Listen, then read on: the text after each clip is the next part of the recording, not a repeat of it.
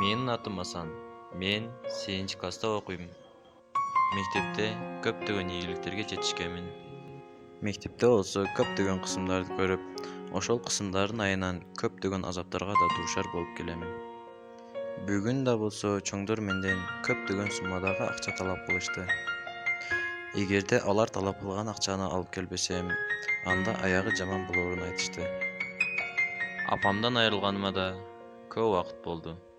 Турмуштун оор сыноосуна байланыштуу атам спирттик ичимдигин көп ичип, апамдын ордун тез эле алмаштырды.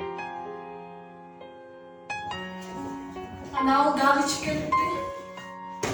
Dağ içip geldin mi? Öyle kalbaysın içkenden görüp. Olsun men özüm bilem. Var çok olmuş.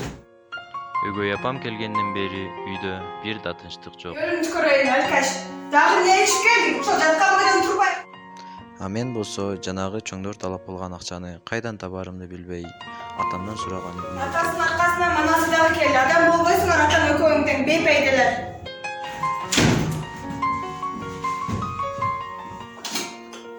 Çay diyen tügödüktür. Атамдын акчасы жок экенин билсем дагы айла жок, бир сурап көрүүнү чечтим. Ata. Akça veringizçi. Ne? Akça veringizçi. Kutu yok mu? Bak şimdi. Мына ошентип атамдан дагы акча ала албаган соң, өгөй апамдын акча бербешин билип, капчыгынан аргасыз акча алууга мажбур болдум. Ay Sağra.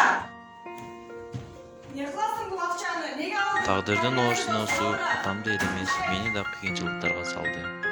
Ошол себептерден улам мен ушул ишке барууга аргасыз болдум.